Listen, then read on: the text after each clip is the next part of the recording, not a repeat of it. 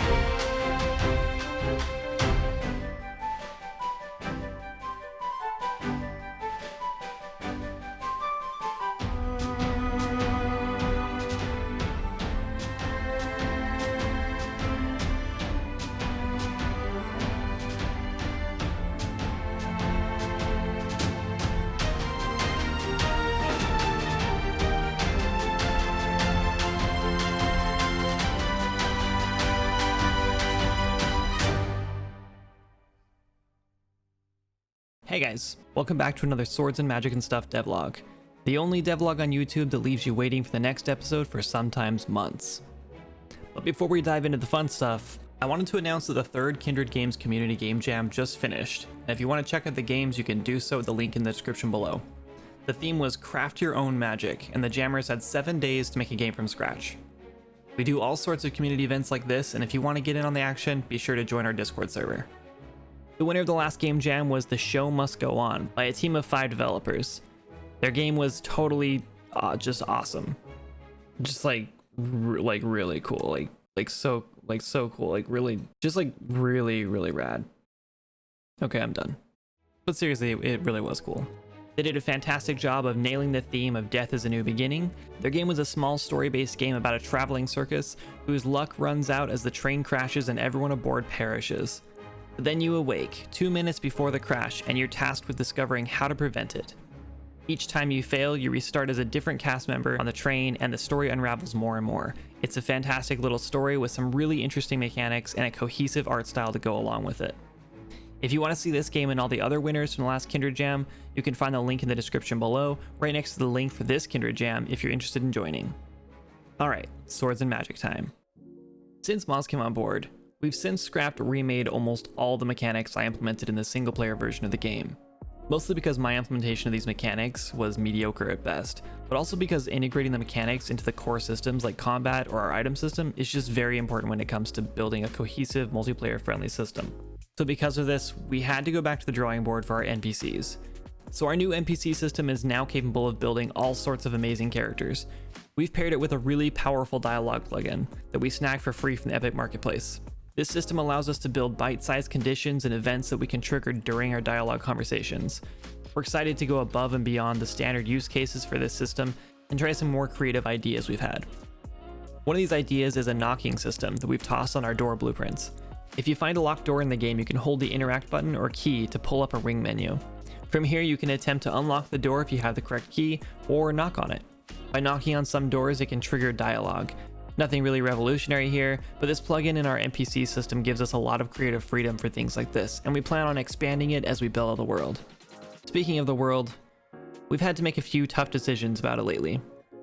As a team, we've taken a responsible look at what progress we have left to make before our launch this September, and we've realized there's no way we'll be able to build enough polished, tested content on the mainland in time. We want to make sure that our content we do put out reaches a certain level of quality. And to do this, we've decided to put the farmlands and the Windless Woods zones on hold until after early access launch. We're going to spend the remaining 2 months adding content and polishing our island zone to make it the best we possibly can and set up the game for success. Then when we're ready, we'll go back to the mainland and prepare it for the first content update. So let's talk about how we're going to do updates and patches throughout early access. Our goal right now is a patch every 2 weeks. This patch will usually just be bug fixes, with hot fixes for major bugs in between if necessary. Each month will alternate between feature updates and content updates. Our feature updates will include things like weapon skill system, factions, Twitch integration, farming, cooking, fishing, pets, treasure hunting, etc. The content updates will be a new zone and new content for that zone and previous zones that weren't quite filled out yet. You can also expect the content updates to include a new chapter of the main storyline hidden in there somewhere. The zones we have planned currently are the Farmlands, the Windless Woods, Alarin City, the Northest North, the Shardlands, Bone Reach, and a handful of other zones that we don't have named yet. I know this devlog is just everywhere, but let's head back to Azura for just a moment and talk about what the latest test event was like. Yeah, you probably didn't know this, but we actually just had a huge test event. The biggest, craziest event we've ever had, actually. We gave out over 50 keys to Discord members and Twitch viewers and gave them free reign over Azura Island for 4 days over the 4th of July weekend. And we learned a lot from that test. We learned that we had over 200 bugs to fix. We learned that we forgot to teach the player how to play the game entirely. We learned that our performance was extremely hit or miss. And we learned that despite it all, most of our players put in 4 to 10 hours of gameplay when we expected 30 minutes. And most of them completely loved it. So a lot of people have told us that we're making their dream game, and that's great. But we completely understand that sometimes new games can get overhyped and people can fall in love with the idea of a game before they even know what the game will even offer. This is definitely happening with Swords and Magic, I'm not gonna lie. But I think deep down players do understand what we're trying to do with our gameplay loop, and I think they're on board most of the time. So the quest system in Swords and Magic has very little hand-holding, and because of that, a few of our testers just couldn't stand it. They skipped straight through all the dialogue to find out that they had nothing but a vague journal entry explaining what was going on in the quest. They had no map or quest marker or dotted lines to follow. They just had to listen to the NPC, read the journal, and explore the world in front of them. Most of our testers loved this. They were fully immersed into the world. They cared about each NPC, read their dialogue, and listened carefully to what the NPC was asking them to do. Then they scoured the island to find exactly what they were supposed to do, and they did it. Most of our quests were simple fetch quests, but some were really cryptic mysteries, like some scattered notes in an abandoned house about a lost treasure with a map of the island and a marker on the wall where the treasure was located.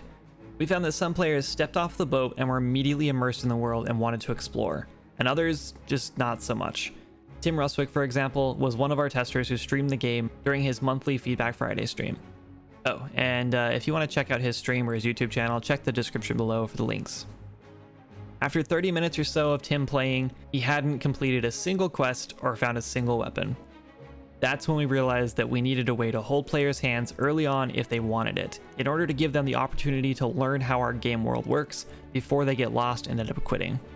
And speaking of quitting games, let's take a moment to talk about this video sponsor, Raid Shadow. Okay, no, I'm kidding. I'm just kidding. We don't have a sponsor. And you know why? Patreon. You guys are amazing, and many of you are the reason my wife and I are able to make Swords and Magic a full-time job this year. Our Patreon just got a huge facelift, and we're about to announce some exclusive Patreon-only merch very soon. Kitsune, our resident illustrator, is working hard on some amazing designs just for you guys. Every few months we'll be discontinuing the designs and launching new ones, so keep an eye out for any designs that you just can't live without. Okay, enough of that. Let's get back to the test event stuff. So let's talk balance. We learned that balancing our combat is going to be tough. Because we don't have player levels or equipment restrictions, we have to find a creative way to get players that feeling of progression without accidentally letting them skip content just because they found a weapon that they weren't really supposed to find yet. We're still not positive on how we're going to go about this exactly, but we're leaning toward a design theory that involves horizontal progression instead of vertical progression. This is used in a lot of Metroidvania games, and we think we can do something similar, but of course in an open world RPG. Our plan right now is, instead of making each zone harder and harder, we're going to make them all more challenging in different ways while only gradually increasing their overall difficulty. So our weapons will scale, but only barely. The first weapon you find in the game is a stick, which does a base damage of 4. And the best weapon in the game is planned to do about 120 damage. So that's really not much of a curve to work with, but we think it'll create a sense of progression in other ways and not entirely based on combat. To help balance progression during the test event, Miles came up with a pretty interesting way to handle loot. Around the world you could find trunks with a bit of gold in them. Sometimes these trunks would even drop a copper key, and sometimes around the world you could find copper keys laying around in people's houses, or they could drop from enemies. With these keys, you could open a chest with a copper lock. The copper chest would then contain potions, arrows, sometimes, rarely, a silver key. The silver keys will open far more rare silver weapon crates, where the best of the best weapons were kept during the test event. I personally played for about 12 hours during the test event with all of our testers, and I never found a single key. I'm only a little salty though. But this system felt pretty good, regardless. And while we're not sure it'll work for the full game, we think that with a few tweaks, it could actually hold up pretty well and be really fun. New areas could have different types of chests and keys, and could even have more interesting weapons.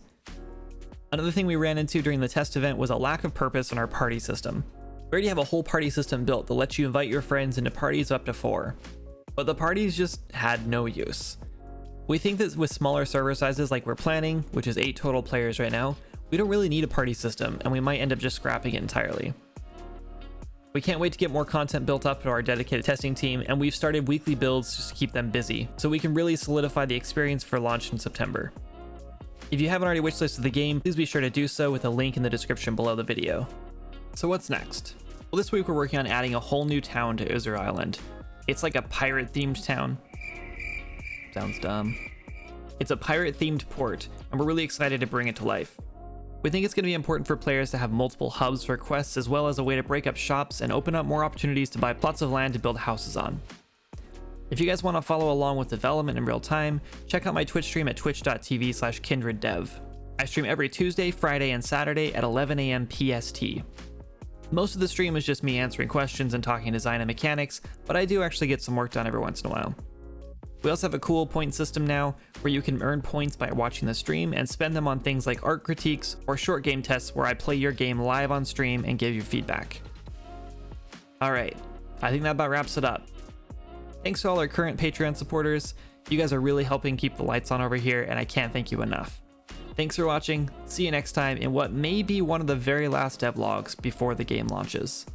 Bye.